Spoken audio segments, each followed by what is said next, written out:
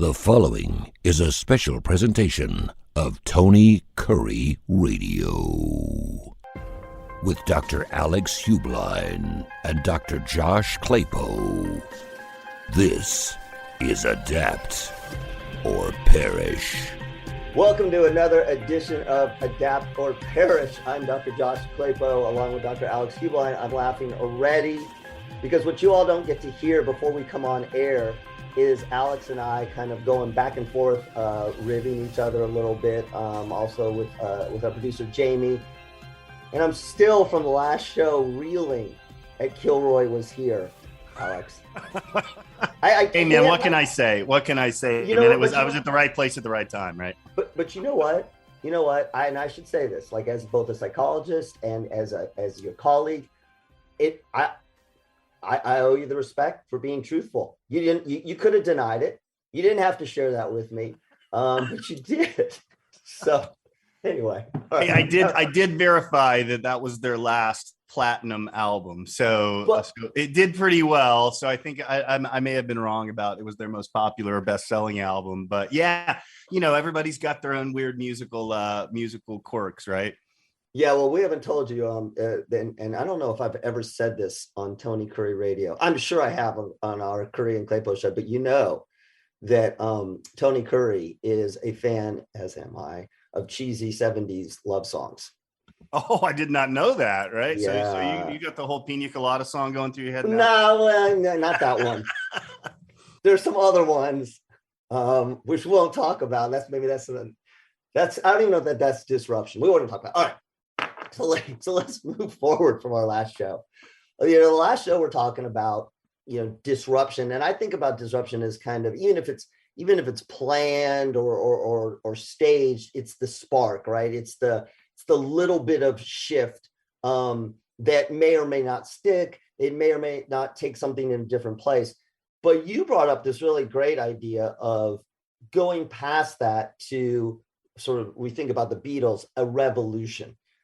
Disruption, may live or may die. It die on the vine. It may stay around, but revolution means you have fundamentally changed. It's a paradigm shift, as I remember back from my sort of research methodology days. What is a revolution? How, we didn't see it coming from the Beatles until it happened. And how do we think about that from technology, or can we think about it in a forward-looking way, right? Or can we only recognize, whether it's the Beatles or whether it's the Stones or whether it's an Apple or a Microsoft, can we only recognize it after it's already become a revolution? Or can we plan for a business revolution that we're going to execute on? Yeah, I mean, all great questions, right? Yeah, and it's funny. I mean, going back to what's so great. Sorry, what's so great about this? I get to ask all great questions. You have to answer them. Which is hard. I know. I have to answer them with obscure Styx references, right? That's right. Go ahead. I'm sorry. Go. Well, so the first band that I ever really got into in my life, the very first band was the Beatles. And, it was quite a happy accident. My father had a stereo system, and this is, I don't know, mid 70s. And he had all these old Beatles 8-track tapes, right? Because it was all 8-track back then. And so when I first kind of got to the age where music was interesting to me and I wanted to kind of find my own music, I had this selection of 8-track tapes to go through. And there were a lot of the older Beatles albums on. And so I listened to that stuff because it was all I had to listen to back then. I mean, I just listened to it over and over and over again. And I came to really love the Beatles. And, you kind of look at what they were able to do. Yeah, they really did kind of start a revolution, didn't they? I mean, they were that first part of that whole British invasion, extremely talented guys, great sound. And people just went crazy over them. I mean, I still look back on, some of the old videos of them, showing up for concerts, and, people just went nuts for that kind of music. And it really was kind of a revolution. And then, they wrote this song Revolution, which was, kind of all about political revolution.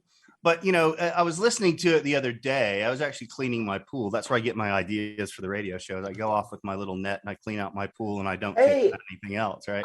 I do the same thing. It's Although weird, actually, isn't it? it is. That is so weird. I find myself, I'm sorry, just take off. I find myself walking in circles around the swimming pool, cleaning off leaves, listening to classic rock. And at some point, I've lost like how many times I've gone around, and I'm down to the last pine needle. So anyway, look at us. We're like, I don't know, man. Now I'm going to forgive you for Kilroy. Go ahead. See, there you go. We get our great ideas by pulling pine straw and leaves out of our pools, right? That's right. Yeah, well, and it's interesting because you go look at the lyrics of that song, and again, it's all about political revolutions. It's all about it's kind of more of a political statement. But you know what? I think what's fun in the business world, or I think in any industry, is being able to learn from other industries and learning from things that happen either in other industries or other parts of society or other parts of our culture that maybe don't have a direct connection, but you can connect them back and see some of the lessons that people have learned over time.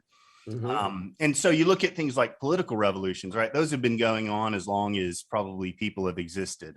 There's always going to be people that think differently, that kind of bring a new mentality to the status quo. They kind of challenge the status quo. And the successful revolutions are ones that are able to overcome the status quo and move on to something different. And I think it's the same thing in innovation. I mean, when you think about innovation, it's really a very similar type of thing, particularly when you're dealing with, say, a large company. And I've worked for a lot of big companies over my career, and I've tried to start many revolutions in those companies. Some succeeded, some failed. But it's all about going against sort of the traditional way of thinking. It's going out and saying, look, I know this is how we do business today, or I know this is how we've been set up and optimized to go to market or whatever it is. But I think we should do something different in addition to what we're doing. And so you find it's almost like conducting a political revolution where, you have to build consensus and you have to go in and convince people to think differently. And most of those attempted revolutions, if you will, and I don't think of revolution as necessarily a bad word, although it can be. You can have political coups and things like that maybe aren't the right things to do or what have you. But this idea of being able to go out and convince people that, hey, you know what, we need to think differently. We need to do some things that are different. And let me show you some of the benefits to being able to do that. It's kind of part strategy, it's part innovation, and then it's part politics. You have to get the right people on board with the ideas. And I think we've seen the same thing in kind of the music industry, right? You've got to go out there and convince, or at least back then you had to go convince the record companies that you wanted to go do something different if you were an established band. And most of those guys were like, no, we want you to just keep doing what you're doing. Your album sales are great. But a lot of bands came back and said, no, we're going to try something different. So the Kilroy Was Here thing, I think, is a good example of that. I think the Beatles were a revolution partially because, those guys, you go read the history of the Beatles, they played every night in a nightclub. I think it was somewhere in Germany, in Berlin or somewhere, for years and years and years before anybody had ever heard of them. And then they finally kind of burst on the scene with just this unbelievable music, stuff that people had really just never heard before. And so, every time you do that, you're always when you're in a revolution, you're really trying to do some disruptive innovation. It's always about looking at it holistically, right? These ideas don't necessarily sell themselves. And in fact, a lot of times you see a lot of resistance to new ideas because, we talked about this in the last episode. Disruptive innovations and revolutions, they create entirely new markets. They create entirely new competencies, but they also destroy markets and they destroy competencies as well. It's sort of that process of creative destruction. And so the people that stand to lose the most, if there is a revolution, are the people that are going to resist that revolution the most. And so in companies, you see this happen all the time where great ideas get killed off because there are people that stand to lose a lot. And those people tend to be the ones that are running the company today. It's also the same thing with governments. It's the same thing with record companies, so on and so forth, right? People have this fear of losing what they have because they're very comfortable with it. And as a psychologist, I mean, people are resistant to change, right? Most people fear change. But ironically, change is where all the opportunity is in life. So it's really interesting when you kind of look at this whole idea of starting a revolution. And then you kind of look at it when the revolution does take hold. And I think this is really true in political revolutions. You get the people that kind of start the revolution. And then there's the question of, well, can they actually run the revolution, right? Do they have the competencies to do it? So you see a lot of political revolutions that happen. Somebody might overthrow their domineering totalitarian government, right? They overthrow their totalitarian government, and then things just go into this period of chaos, right? Where nobody knows what to do, because the totalitarian guys, those guys were terrible from a right standpoint and a lot of things, but a lot of them actually run their governments pretty efficiently. And so one of the questions in my head is, do you have the same or the competencies required to start a revolution and get it kind of over the cliff there? Are they the same types of competencies that will help you drive that revolution onward and sustain the revolution? Well, let me ask you this, both in music, I know that fairly recently they've come out with this second, or I don't know, second, third Beatles documentary. They found footage that they hadn't discovered before, recording sessions, etc. And we see this with all kinds of successful bands. They show them writing music together and yelling and screaming and arguing, and one wants to go in this direction and one wants to go in that direction. And we've seen it time and time again. You think about the big companies, and I know that the companies that you work with at Adaptigent. Can a company set out to, I'm thinking Apple immediately, but I know there's others. Can a company set out and say, this is what we're going to do. We're going to fundamentally change the way this is happening. And here are our plans for it. And can they stay on track? And you get an inside view, obviously a view that a lot of us don't. How do they keep it together to stay, I don't want to say with their vision, but to stay that way so that they actually create that revolution? Or is some of it circumstance, the fact that the company can stay together as with the right people, or people come and go? Again, we've seen it with band members, different drummers, different lead singers, et cetera. Van Halen is a great example. We saw it with Journey, we've seen it with CCR and all of those. How does a company start and sustain a revolution? And from your side, being there, with Adaptigent kind of on the inside, helping them technologically, how does that happen? Yeah, it's tough, right? It's not an easy thing to do. So I think, let's just go back to the music world for a second, and I think maybe we can draw some analogies there. To your point, there are bands that evolved that have had like 1 million members over the years, right? There's bands that have been around for a long, long time, and they've gone through some very, very different lineups. You take like a band like Genesis. Like, I don't know how many members have been in Genesis over the last 60 or however many years, right? But I know it's a lot, right? I mean, it's a lot of different people have come in and out of that band. And so I think some bands, in order to be able to kind of sustain the revolution, they have to be able to go out and seek out, potentially different types of people with different creative streaks in order to be able to kind of sustain the revolution. But then there's bands, that have basically had the same members forever. Again, you take a band like Rush.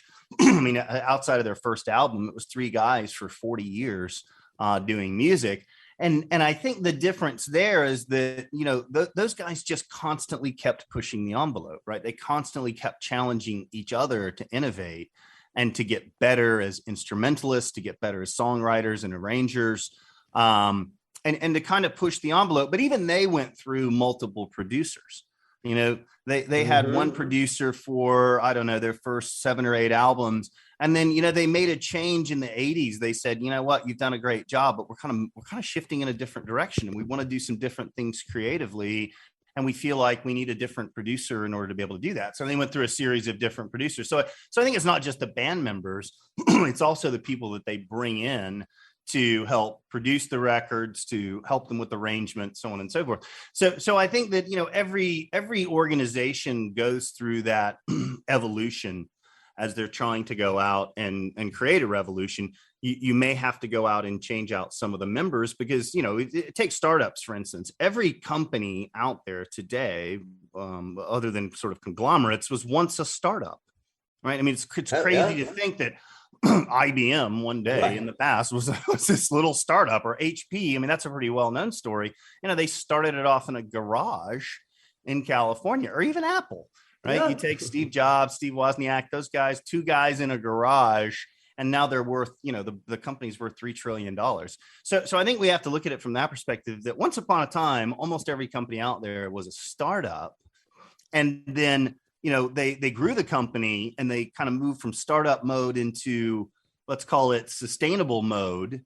And then I think the difference between success and failure at that point is, do you keep thinking like a startup? Do you keep trying to innovate? Do you keep trying to push the boundaries? Or do you need different people to come in and help you? Because I think, you brought up Apple, and I think it's a great example. Apple did a ton of really, really innovative stuff in the 80s, right? Late 70s to say the mid 80s. And then they fired Steve Jobs and brought in other people to run the company. And that lasted for, 10 or 12 years. And it was a total train wreck, right? I mean, it was a total disaster until they brought him back in. And he said, his first decision was, well, what if we made our computers out of transparent plastic with different colors, right? And they came out with the iMacs and things like that, and sort of kickstarted the company back in that direction of innovation. So I think it's, Apple's a great example of a company that started out as an innovator. They thought they needed to bring some different people in to run it in steady state.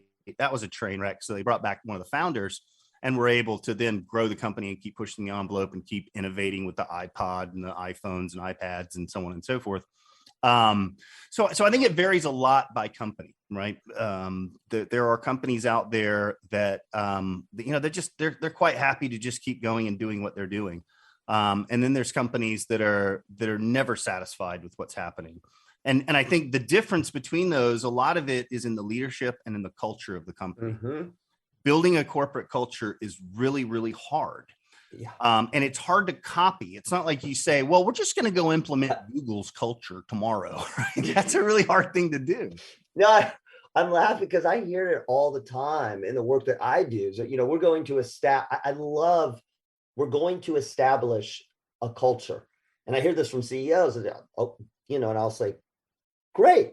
But if you think about it, a culture happens. You try to refine it, you try to shift it, you try to create something, but you as a person, even as a CEO, can't establish it. And one of the things I kept thinking about as you were talking with the whole revolution, and you talk about different producers and staying focused. And again, I think about Adaptigent, because you all come in and you can come in and this is with other technology as well.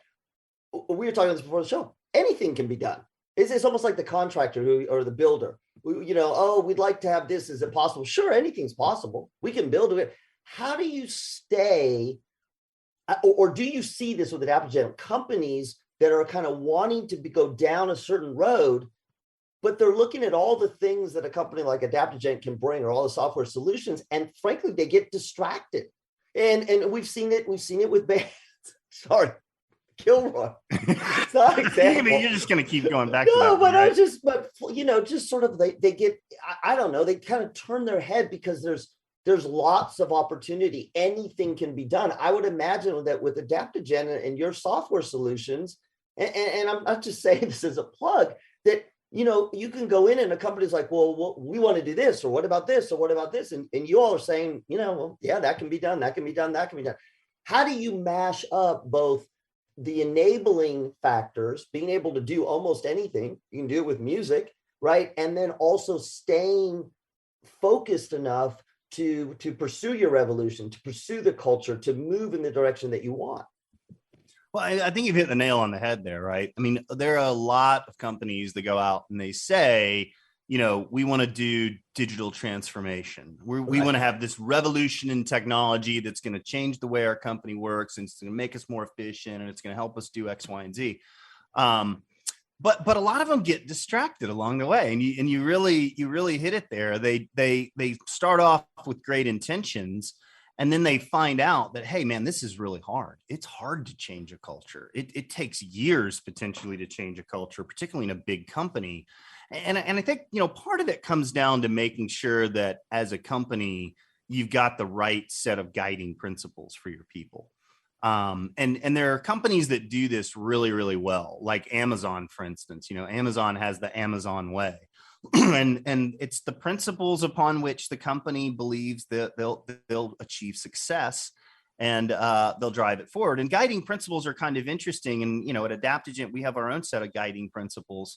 And the very first one is something called innovate like our lives depend on it. That's one of our guiding principles, that, if you're sitting there saying, well, should we do the status quo or should we go try something new? Yeah, you probably want to default to trying something new rather than just the status quo. But they're guiding principles because they tell you what to do, or they inform your decision when the decision it's not an easy decision to make, right? You don't know which direction to go. You don't know to go left or to go right. And by the way, that's a lot of business decisions. That's yes, the majority of them, right? Where you don't have all the data and you don't know what's going to happen. And, you're combining whatever data points you can get with some gut instinct and some research. And it's kind of this mishmash of things where at the end of the day, though, you have to make a decision about which direction you're going to go. I think guiding principles help companies make decisions when the decision isn't obvious. And if you get those guiding principles right, and you can actually get people to buy into them and believe them and use them, that's one tool that is very effective for helping to change a culture and to drive more innovation, to drive you more towards a revolution. But there are so many companies out there that have said, we're going to go off. And again, I'll go back to digital transformation. We're going to go off on this great digital transformation exercise, and it's going to be wonderful. And we've got all this great new technology from guys like Adaptigent that's going to really help us out and accelerate the whole process. And then they forget about the people aspect. They forget about the cultural change aspect. And again, people don't like change, or at least most people don't, right? I mean, I love change. I love it. That's why I got into the IT world and the computer world. When I was 10 years old, I got a hold of my first computer. And I thought, man, this is amazing. You can make one of these things do literally anything you tell it to. Mm-hmm. And so for me, every generation of technology, it's like being a kid in a candy store, right? It's like being a 5-year-old and waking up on Christmas morning. I get to see all these really cool new technologies come out, and my house is just littered with technology. My wife yells at me every time I buy something new. She's like, don't we already have 5 laptops? I'm like, yeah, but this one's new, right? So being able to have the right guiding principles, to be able to make a very, very clear focus on, we're going to change the culture, and we're going to create a revolution here. I think one of the key success factors is making sure that people are bought in, and that you create a culture that isn't based on fear of change. It's based upon recognizing that, where there's change, there's opportunity, and where there's opportunity, there's money. And I think that's true of bands too, Yeah, but I was just thinking about you and all your computer toys. And it's one thing. I mean, I don't disagree. But as you were talking, I was thinking about, that's what I love about the show. If you could see what's going on in my head, I'm going technology, I'm going family, and I'm going rock bands all at the same time. But you think about it, it's the band that says, one of the band members like, look, man, I got to feed my family. I don't, we can't afford to, I can't make a change right now because I got to put food on the table, and I don't, what if it flops, or CEO, or even, board of directors, we don't want to take that risk right now because, we've got our shareholders, and what if we go down that direction? And so, it's interesting that you say there are people absolutely who embrace change. But if you're a band, if you're a company, if you're part of a family, you may not be in a place to embrace change with the collective. And I wonder, I just keep wondering how software allows us to transition through the change. this is a little long-winded, but one of the things that I see a lot is people love the idea of change. Oh, this is going to be great. And they're okay when they make the leap and they're on the other side, but it's the middle part, right? It's the leaving where you are to arriving at where you think you're going to be that people very often, they chicken out. They say it's not a good idea. And a lot of times it's because people don't want to risk a bad outcome. So how do we do that in business? I mean, can we have calculated change? How does software help us do it? Not so much incrementally, but in a way that maybe has got some safety nets involved. Well, I think that's it. I think you hit the nail on the head there. You're right. I mean, change is always going to be risky, right? Again, whether you're starting a band or you're changing your sound, or it's a company changing direction and pivoting to a new thing. I mean, there's always going to be risk. There's never a risk-free revolution, right? I mean, or at least not that I'm aware of, right? There's always risk. And if you're talking about political revolution, I mean, even taking the United States, right? The founding fathers of the United States, right? Most of those guys got killed in the revolution, right? In the Revolutionary War. I mean, a lot of the people or they lived some pretty terrible lives. So they did take risks. They took amazing risks that I don't know if everybody's aware of that. So look, I think there's always going to be risk. And then the question to your point is, how do we go out and mitigate some of that risk? And I think there's ways of doing it. I think one way you can do it is through technology. You can use technology to mitigate some of the risks by giving you the ability to go off and try things very quickly and relatively inexpensively. You go out and you do some experimentation to kind of validate your hypothesis. If your hypothesis is, look, the market is going in this direction, and the next big thing is going to be the metaverse or whatever they're calling it these days. We're going to go out and we're going to do some controlled experiments, and we're going to go spend as little money as we can to go validate the hypothesis we have that this is the next big thing, or maybe something else is the next big thing. So I think if you choose your technology carefully and you have the mentality that it's okay to fail. I mean, everybody says this, but few companies actually do it. But if you're going to fail quickly. Don't go pouring hundreds of millions of dollars into something and then fail at it, right? And then having the processes, kind of a formal process to say, are we achieving the goals that we set out for? Are we on the right path? And have some go, no-go decisions in that process to where you're very candidly and objectively evaluating your progress. And then when to pull the plug. Then you can say, okay, we've got built-in checkpoints here to say, we're either going to keep going with this because things are working about the way we thought they were going to, or they're not working the way we thought. We're going to go pull the plug. Now, if I can use software and I can use technology to accelerate the process so that I'm not spending a huge amount of money in each of those iterations, then all the better, right? I'm not betting the entire company on it. I'm just betting some relatively small dollars on trying to validate my hypothesis that this is going to be the next big thing, and we can be a player in that market or that space or whatever it happens to be. Super interesting. I don't know if this is a stretch on an analogy, but if I'm a band and I want to take it in a new direction, I throw a song out, maybe. Right. You got your new album, and a lot of the stuff sounds really good and kind of the same, but there's a couple little twists. Maybe I throw in a ballad or something a little more up tempo, or something that's got a little more synthesizer, maybe a little more raw, more guitar, whatever, a cover. And you kind of test it out to see sort of how does the audience react to it versus an entire album that may fall flat on its face, and I guess in some ways technology allows us in companies to do sort of the same thing. Try a new product line that's maybe not, like you said, it's not the entire company shift, but it's a spin-off. It's a new song, and we see how it goes. I mean, is that, I don't know, is that too much of a stretch? No, that's exactly it, right? It's about sort of this idea of rapid prototyping of something. And I think when you go, I read a lot of interviews with band members of bands that I like. And they kind of talk about the history of the band and what happened. And they released this album or whatever. But, the thing that strikes me with a lot of bands and a lot of the interviews I've read is that what's obvious to us in retrospect that, hey, this song was a big hit.